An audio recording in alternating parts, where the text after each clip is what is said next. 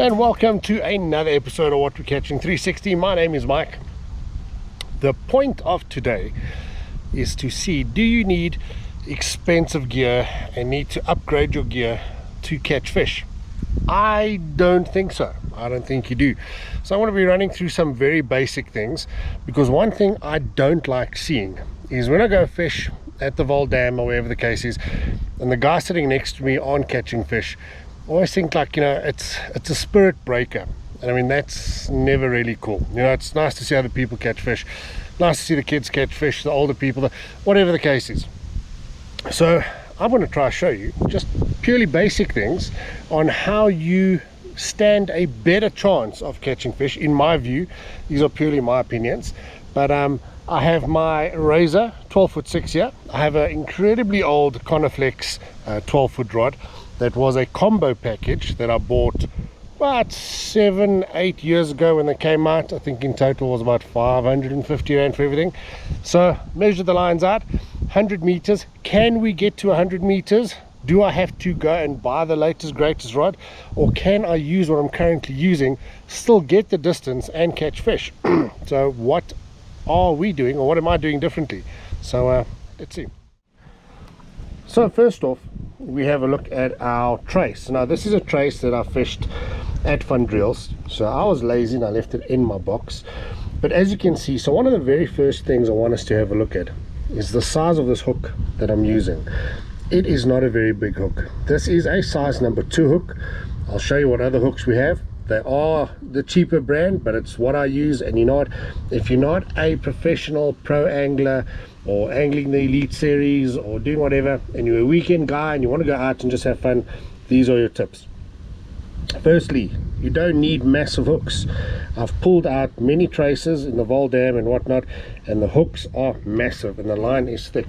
So like I said, this is a fish trace. This is a sliding red fillet trace that you can see here with one hook, and I'll show you how this works. And this is brilliant. Again, please take note of that hook. It is not a very big hook, and that catches fish. Another good tip is when you are putting your floaty on, your hook has to stand quite proud, if you can see it there. Why? Because that is what does the hooking. So a lot of people put the floaty on the tip of the hook. Now that tip of the hook that you can see there, that is what is actually meant to catch the fish. So rather have that exposed, you have it like that. When the fish swallows that turns around, hooks into its lip, and that really works. So remember, keep your hook standing proud. Another very important fact, and I've seen this a lot as well, your line that is on your reel, you don't have to go with massively thick line, because generally when you fish, generally catching fish about that big, a little bit bigger, and I promise you a 7-pound line works exceptionally well. The largest barbel I caught was 13 kilos, and I caught that on 7-pound line. So use your rod, use your reel, play the fish. You don't have to hook it and think the bigger your hook, the thicker the line, the bigger the fish you're going to catch. If anything, that's going to hamper your casting distance, and it's going to hamper or restrict the amount of fish you catch. What line is good? Double X. Double X. This is the high abrasion. It is phenomenal line. Okay, this is a line I use. I've been using it for years now. I only have good things to say about this. There are many other brands out there. You choose what's right for you. My view and my opinion, main line, 7-pound high abrasion. You get the extreme abrasion. It is phenomenal line, but it comes at a phenomenal price as well, and it's not really needed. And again, this is not for your professional club angler, springbok angler. This is for the general guy like you and me who just wants to come out, wants to catch a couple of fish and enjoy it. 7-pound main line.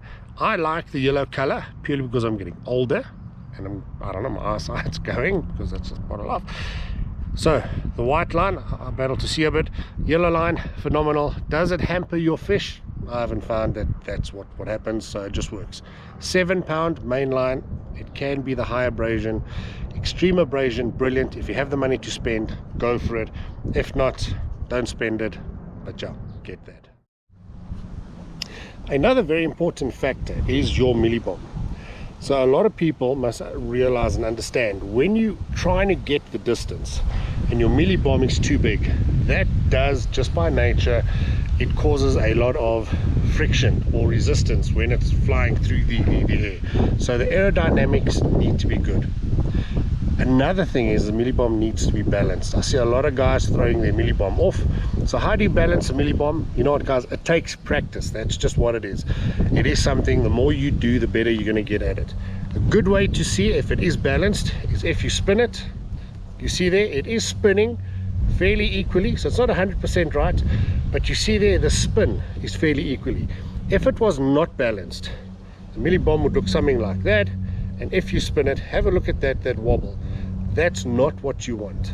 So you want something that is fairly balanced, and this feed is quite soft, but look at that. I'm almost very confident I won't cast that off. I'll just make sure it is properly balanced and have a look at that. So that's what you're aiming for. The best way to do it is to just practice, just keep doing it.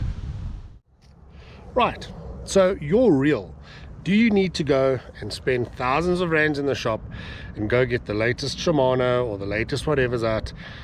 Well, no, you don't. Again, if you are fishing professionally, you will go buy the latest greatest. If you're a normal guy who wants to come out fishing, you don't need to buy the greatest and latest things. So over here I've got about a 7-year-old CBF 400 Coniflex reel, but as you can see, it has got 7-pound mainline on and a 24-pound leader line.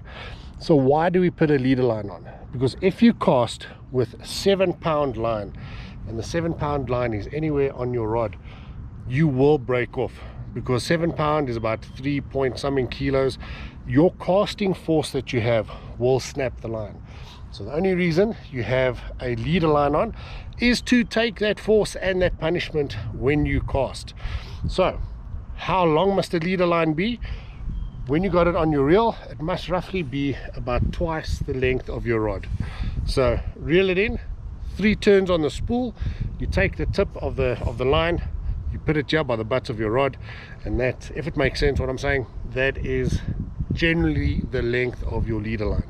So 24-pound leader line, 7-pound main line, that I think is pretty good, pretty, you know, well, I won't say average, but it's pretty good. That will get you a long way. A lot of guys fish with 5-pound main line. I can't do that.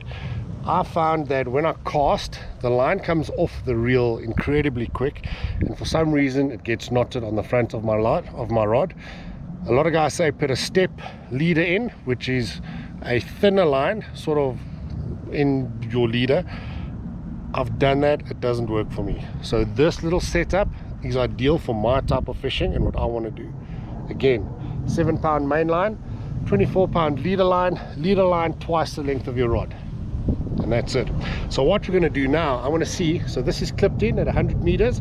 I've chosen 100 meters because it's a pretty average and good distance. Old rod, not huge technology. Can I hit 100 meters on this, and can I hit 100 meters on my 12'6" razor with my Shimano reel and all the good fancy bells and whistles?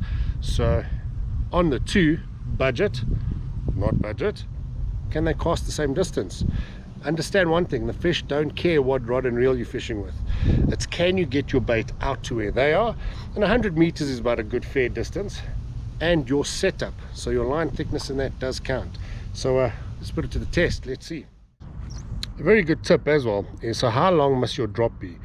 So your drop is basically where your Millie Bomb sits, like so. How far down must it be? So from your reel to your first eye, like that, roughly give or take about that distance there. That gives your rod a good time to load. So when I say load, how can I explain that?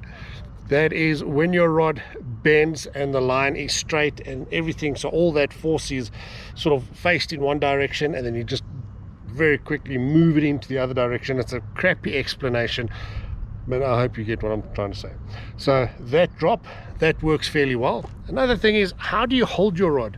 So a lot of people say hold it like this, and your hand has to be twisted like this, and don't cast like this.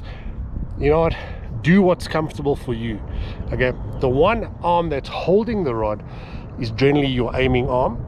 Your hand that comes onto the butt of the rod down here, this is your power arm. Okay, how you put all that together, there's many videos out there that show you how to do it. Go have a look at them, try it out, and whatever works for you, well, that works for you.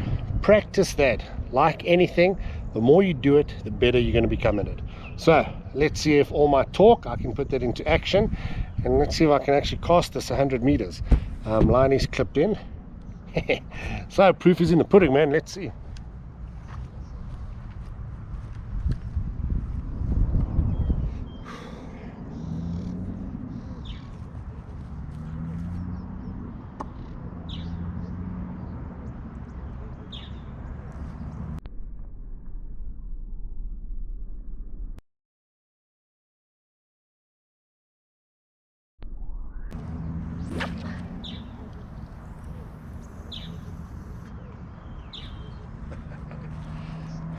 Have a look at that.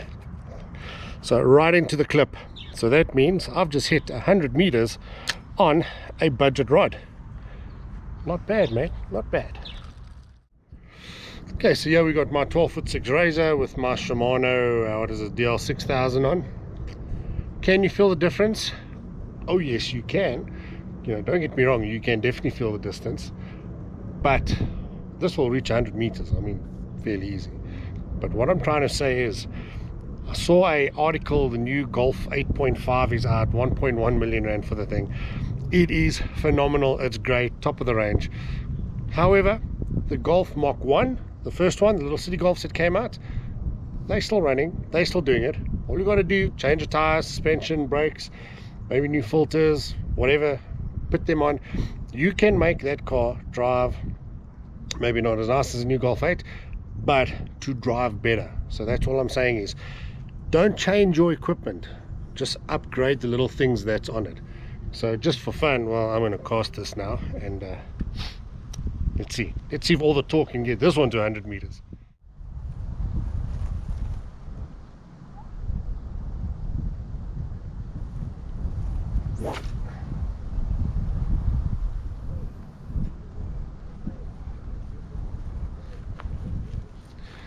And like I said, fairly easy. There we go, clipped in at 100 meters. So that's what I've got for you guys for today, is keep it simple, don't overcomplicate things. Your line, if anything you can change your line. That's going to make a vast difference in the distance you can cast. Your traces as well, a sliding lit float trace, use that with the quick change swivel, or rather with the quick change weights on. So that's basically, it comes with this little plastic sleeve there, and what you do is you look for the weights that have got that like little line cut into it, and this is incredibly good because you can literally change the weight size.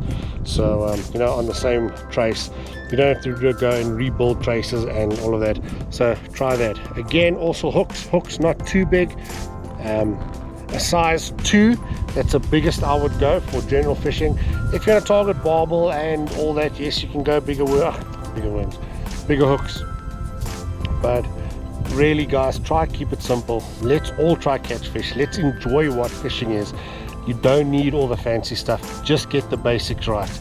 From there, if you want, you can then upgrade and get the fancier rods, because they are nice to have. It is nice things to have, it's not a necessity to have. Try that. As well, you guys will notice I fish with a casting glove. The reason for that is, well, I just don't want to cut my hands and my fingers. It's not that you don't know how to cast, it's just mistakes happen. Maybe I don't tighten the gear or whatever the case is. This is just one of those factors that you know, help a little bit when casting, so I don't cut my finger. Anyhow guys, that is it. I hope this has helped. Try it again next time. Another very important thing that I'll leave you with is, when you cast, try cast accurately. Now the way you're going to do that is by practicing. Okay, clip your line in. The further away you are, the more the wind plays a factor, and it's going to blow your line and it's going to blow your bait away. So I would say accurate casting up to about 60 meters you could achieve. and always try cast in an area. So what is an area? If you ask me, I'd say the size of a gazebo, basically 3 meters by 3 meters. If you can continuously cast within that area, you're creating a feeding spot, you're bringing the fish in, they will turn, or it will become a feeding frenzy for them, and that's how you're going to catch more fish.